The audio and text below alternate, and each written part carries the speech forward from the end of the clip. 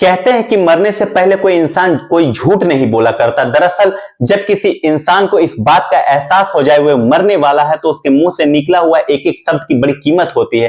खास करके तब जब मजिस्ट्रेट के सामने किसी का बयान हो रहे हो, उन बयानों को जब कोर्ट में पेश किया जाता है तो जज भी उन बयानों को बड़ा गंभीरता से लेकर के आरोपी को सजा सुनाते हैं। दरअसल जो आज की कहानी में आपको सुनाने जा रहा हूं, इस कहानी में भी कुछ ऐसा ही होता है, लेकिन जो बयान दिए गए थे वे जज के या कोर्ट के सामने या मजिस्ट्रेट के सामने नहीं, बल्कि वे अपने भाभी से कुछ ऐसा सच बता करके जाती है जिस सच को सुनने के बाद उसकी भाभी के पैरों तले से जमीन खिसक जाती है। दरअसल एक लड़की ने 7 जन्मों तक जीने और मरने की कस्में अपने पति के साथ खाई थी। महज वे अपने पति के साथ महज 7 दिन तक ही जिंदा रहती है, लेकिन 7 दिन उसने एक एक पल को कितनी मुश्किल से जिया होगा, साथ ही आपको इस बात को अंदाजा नहीं होगा। दरअसल उस लड़की ने जो हुआ था उसके साथ वे वाकई बेहद भयानक होता है। इस कहानी को सुनने के बाद शायद आपको ऐसा ही लगेगा कोई पढ़ा लिखा इंसान ऐसा कदम नहीं उठा सकता, जबकि जो व्यक्ति होता है जो कदम उठाता है वह पेशे से इंजीनियर होता है।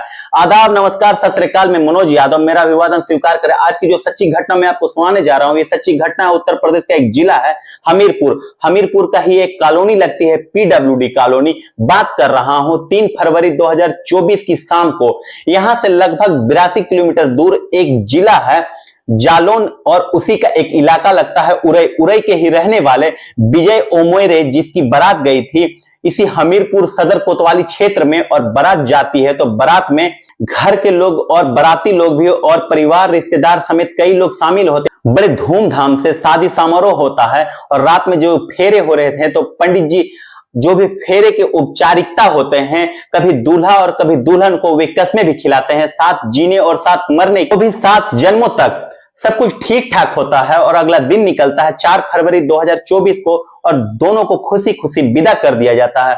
जब दुल्हन विदा हो रही थी तब लोगों में बड़ी खुशी की लहर भी थी और सब कुछ जो किया था उस लड़की के भाई ने किया था। भाई की वे एक ऐसी बहन थी जिसकी माता पिता पहले ही गुजर चुके थे और बहन को बड़े नाजों से पाला गया था। उसकी उम्र लगभग 35 साल के आसपास हो चुकी थी। जब बहन विदा होती है तो काफी विलाप भी होता है और खुशियां भी मनाई जाती है, क्योंकि उसे दुल्हन को तो ससुराल जाना ही था। जब लड़की ससुराल जाकर के विदा हो जाती है तो वहां जाने के बाद उसकी जो शादी की जो पहली रात होती है, जो कि सुहाग रात होती है, वे रात इतनी भयानक हो जाएगी, उस लड़की ने इस बात की कभी कल्पना नहीं की थी। दरअसल बताते हैं कि जो दुल्हा होता है वे सॉफ्टवेयर इंजीनियर होता है, उसकी उम्र लगभग 35 साल के आसपास होती है। शायद इस स्ट्रेस की वजह से उसको शायद खुद पर भरोसा नहीं होता है। वे अपने दोस्तों से कुछ मशवरा लेता है जो उसे नहीं लेना चाहिए था।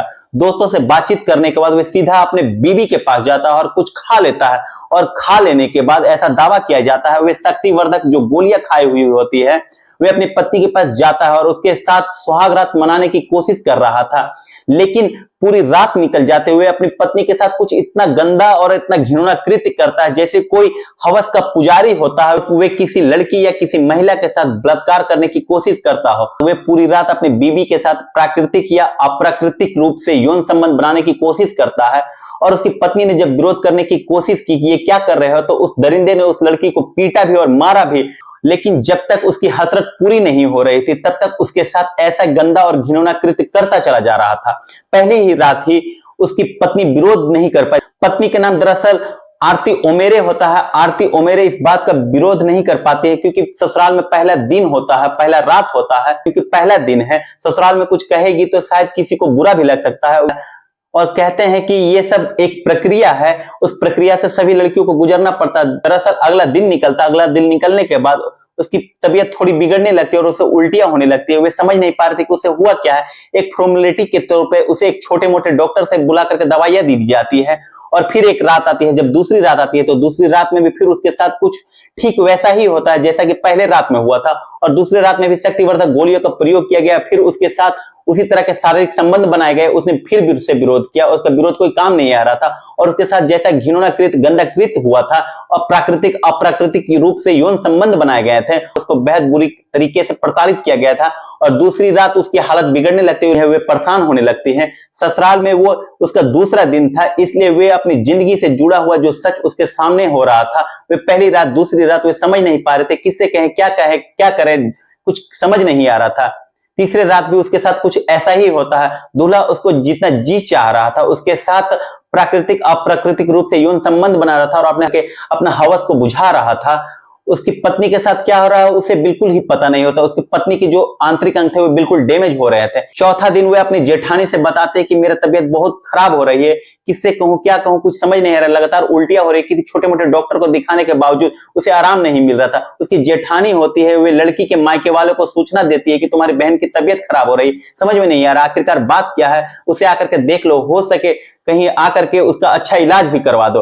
लड़की वाले आखिरकार इस बात को सुनते हैं और सुनने के बाद उन्हें भी समझ में नहीं आता। आखिरकार उसको 2-4 दिन पहले ही तो वे यहां से विदा होकर के गई है, 1-2 दिन लग जाते हैं। यानी कि 7 फरवरी 2024 को लड़की का भाई उसके पास जाता है और जाने के बाद वे देखता है कि लड़की की हालत वाकई बेहद ज्यादा खराब होती। लड़का समझ से परे था। फिर वे अपने बहन को लेकर के यहां से सीधे कानपुर जाता। कानपुर के ही एक प्राइवेट नर्सिंग होम में ही बहन को एडमिट करा देता। बहन का जब इलाज चल रहा था तब भाभी उससे पूछ बैठती है, बेटा आखिरकार क्या बात है, तुम इतनी क्यों परेशान हो, तुम्हारी तबीयत इतनी खराब क्यों हुई है, क्या वजह है। तब उसने अपने भाभी को पूरी कहानी बयां करते हुए, उसके पति जो है उसके साथ शारीरिक संबंध बना रहा था, उसने शायद कुछ ऐसी गोलियों का प्रयोग किया जिससे कि उसकी तबीयत लगातार बिगड़ती चली गई और उसने इसके साथ प्राकृतिक अप्राकृतिक हर तरीके से उसके साथ संबंध बनाया। डॉक्टर ने इलाज तो शुरू कर दिया था। 8 फरवरी 2024 को इलाज जब शुरू होता है, जैसे जैसे वक्त आगे बढ़ रहा था वैसे वैसे उस लड़की की हालत बेहद ज्यादा बिगड़ती चली जा रही थी। कुछ समझ नहीं पा रहे थे कि आखिरकार हो क्या रहा है, डॉक्टर भी नहीं समझ पाते आखिरकार इसके साथ हो क्या रहा है। तभी एक डॉक्टरनी उसके साथ रहती, डॉक्टरनी भी समझने की कोशिश कर रही थी। 10 फरवरी 2024 की दोपहर लगभग 3:30 के आसपास इस दुल्हन ने हमेशा हमेशा के लिए दम तोड़ दिया और वे मर जाती है। जब मरती है तो घर में रो रो करके लोगों का बुरा हाल हो जाता है और फिर मीडिया वालों के पास ये बात पहुंचती है तो मीडिया वालों ने उस डॉक्टरनी से बातचीत करने की कोशिश की, आखिरकार इसके साथ हुआ क्या। तब डॉक्टरनी ने भी दबी जुबान में अपने नाम न छापने की शर्त पर यह बताया कि इस लड़की के साथ कुछ ऐसा हुआ है जैसे कई लोगों ने मिलकर के इसके साथ सामूहिक बलात्कार किया, सामूहिक गैंगरेप किया हो और इसके साथ इतनी प्रताड़ना हुई है जिसकी वजह से इसके जो शरीर के आंतरिक अंग थे वे बिल्कुल डैमेज हो चुके हैं।